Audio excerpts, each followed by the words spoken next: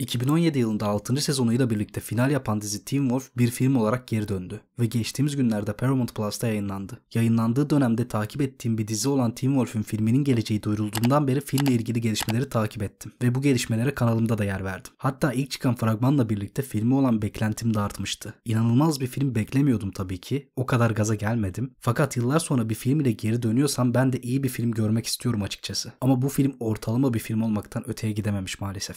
Dizinin hayranıysanız filmi izleyip sevebilirsiniz bu arada. İlk tepkilere baktığımda filmi beğenen çok kişi gördüm. Ama beğenmeyen hayranlar da azımsanmayacak kadar fazla. Fanlar adeta ikiye ayrılmış durumda. Zaten diziyi izlemediyseniz bu filmi izleyemezsiniz. Yani izleseniz bile bir şey anlamazsınız. Sadece dizinin hayranlarına yapılmış bir film olmuş. Yeni seyircilere kendini anlatma, açıklama çabası yok filmin. Bu eksi bir durum değil. Hatta aslında bir risk. Demek ki dizinin hayran kitlesine güveniyorlar ve yeni seyircilere ihtiyaç duymuyorlar. Konumuza dönersek. Film 3. sezonun sonunda Allison'ın ölümünden 15 yıl sonrasını konu alıyor. Herkes farklı yerlere dağılmış ve kendi hayatına odaklanmışken Nogitsune'nin çalınıp serbest bırakılmasıyla birlikte Scott ve Chris Argent Allison'ın hayalini görmeye başlıyor. Lydia da benzer şeyler yaşayıp bu olanları hissediyor. Scott ve dünyanın farklı yerlerine dağılmış sürüsünün üyeleri bu hayallerin ardındaki sebebi çözmek için hep birlikte Beacon Hills'e toplanıyorlar ve olaylar gelişiyor. Nogitsune'nin intikam alma niyeti, Allison'ın gizemli dirilişi ve hafızasının yerinde olmaması aslında kağıt üstünde güzel bir fikir. Yıllar sonra film olarak geri döndüğü için böyle bir hype yaratmaları gerekliydi bence. Ve büyük oranda yarattılar da. Fragmanda bile çok iyi duruyordu. Ama bu fikri alıp Allison'ın spin-off filmi gibi işlerseniz bu olmaz. Filmin ismini Allison The Movie koysaydınız o zaman. Ya da Diriliş Allison, ne bileyim.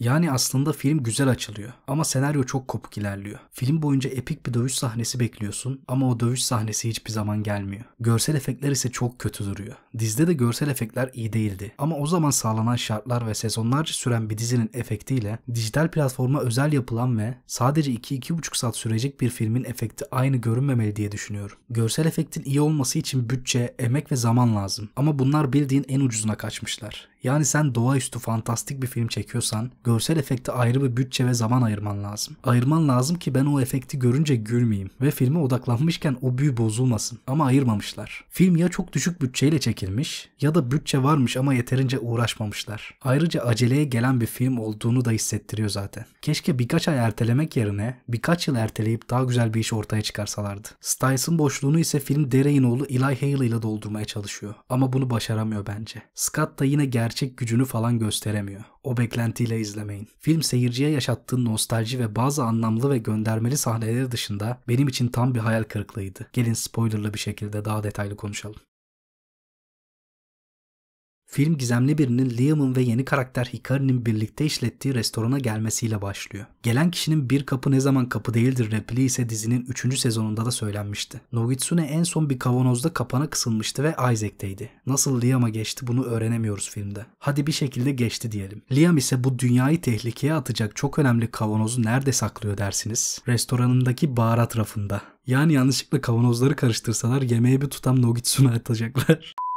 Neyse, film zaten böyle bir falso ile başlıyor ve bu gizemli kişi bir şekilde Nogitsune'yi çalmayı başarıyor. Liam'ın yeni stili, büyümüş olması ve kurt adam formu çok iyi gözüküyor. Güçlerine de artık daha hakimdir derken Liam filmdeki ilk dövüşünde yeniliyor. Alfasına özeniyor galiba. Daha doğrusu mermiye uçuyor da diyebiliriz bir nevi. Ve mermiden geri sekiyor. Fizik kuralları acı çekiyor bu sahnede. Sonraki sahnelerde ise herkesin artık bir yetişkin olduğunu, kendi hayatına odaklandığını görüyoruz. Lydia'nın ses enerjisini yenilenebilir enerjiye çevirmek üzerine kariyer yaptığını, Scott'ın Deaton'ın muayenehanesinin yanında hayvanları kurtarıp sahiplendirdiği bir hayvan barınağına sahip olduğunu, aynı zamanda güçlerini kullanarak insanlara yardım ettiğini görüyoruz. Derek'in ise bir otomobil dükkanına sahip olduğunu ve tam bir aile babası olduğunu görüyoruz. Superman ve Lois dizisinde bir babayı canlandırma deneyimini bu filme de aktarmış bence. Derek'in oğlu Eli Hale'a gelirsek yaptığı esprileri, konuşması, davranışları, sakarlığı, hatta giyinişi bile dediğim gibi Styles'a benzetilmeye çalışılmış. Ama tam olmamış bence. Babasıyla gözlerini gördün mü diyaloğu, Styles'ın jipini çalıp babasına yakalanması ve Oni'lerin üzerine koştuğu sahne güzeldi. Ama bir filme bir karakterin oğlu diye birini getiriyorsanız onun annesinin kim olduğunu açıklamak zorundasınız. Bu çok zor olmamalı ya. Yani bir replik koyacaksın. Hale olduğunu vurguladılar filmde. Zaten kurt adam ama annesi kim bilmiyoruz.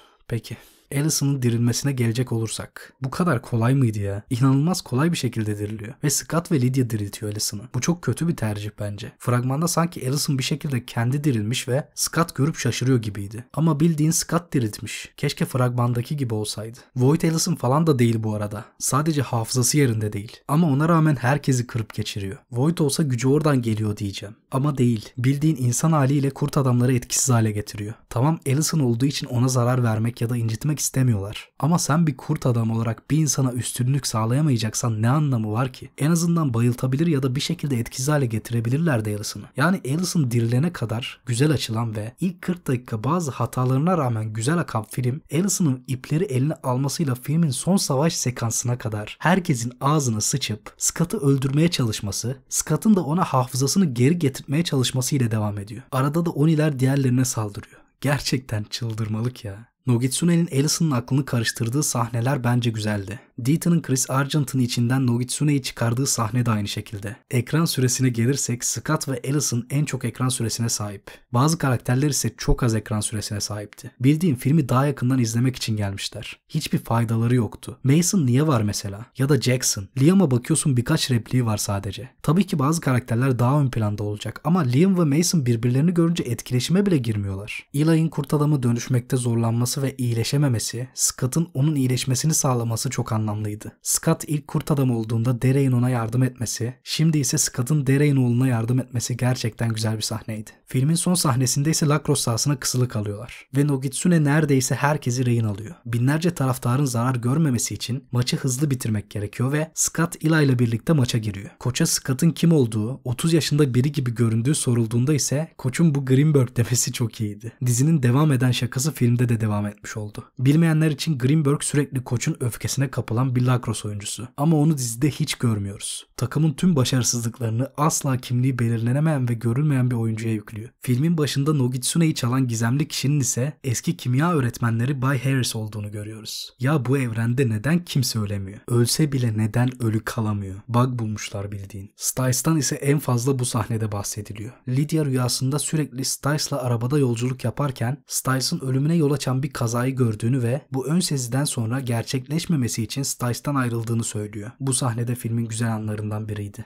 Allison'ın Scott'a ok atması ve Scott'ın ölecekken aslında yeni Kitsune karakterin Scott'ı korumaya aldığı görünüyor. Bu sahnede koruyan kişi Kira olsaydı daha anlamlı bir sahne olabilirdi bence. Ve tabi görsel efekt bu kadar kötü olmasaydı. Derek, Scott ve Eli'nin bu karesi ise filmin en iyi anıydı. Tam şimdi güzel bir fight dönecek. Şimdiye kadar doğru düzgün bir aksiyon sahnesi olmadı ama şimdi epik bir dövüş olacak dedirtti bana. Ama pat illüzyona girdiler. Gerçekten komedi gibi ya. Ve vurucu bir son olarak tasarlanan Derek'in kendini feda ederek ölmesi. Bu sahne o kadar güzel olabilirdi ki film bu haldeyken bile ağlatabilirdi. Çünkü tüm ailesi yanarak öldürülen Derek oğlunun gözlerinin önünde yanarak ölüyor. Ama bunu çok kötü harcıyorlar. Ve hayatımda gördüğüm en kötü ölüm sahnelerinden biri oluyor. Çünkü Nogitsune'yi zaten kıstırmışsınız. Orada bir sürü kurt adam var. Perish var. Yani bu sahnede ölmek zorunda gibi hissettirmedi hiç. O kadar kişi bir şekilde yok edebilirdi Nogitsune'yi. Ya da Scott'ı koruduğu gibi niye Dere'yi de korumuyor Kitsune? Bir de sadece üçü dövüşüyor. Ötekiler tiyatro izliyor sanki. Yanda duruyorlar. Yani hepsinin daha zor durumda kaldığı bir sahne yaratılabilirdi ve öyle feda edebilirdi Derek kendini. Hadi buna da kabul.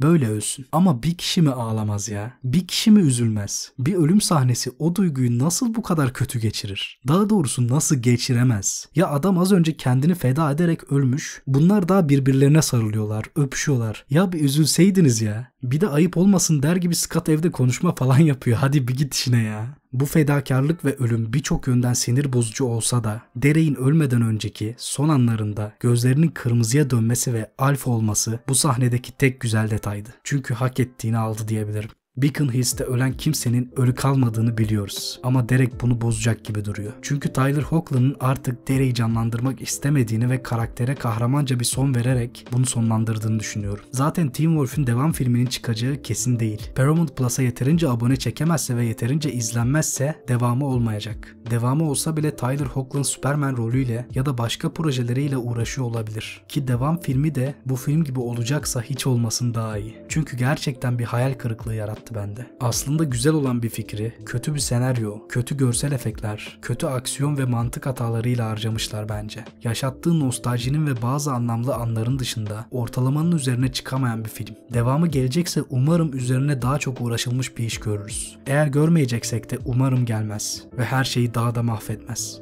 İzlediğiniz için teşekkürler. Başka bir videoda görüşmek üzere. Gününüz güzel geçsin. Hoşça kalın.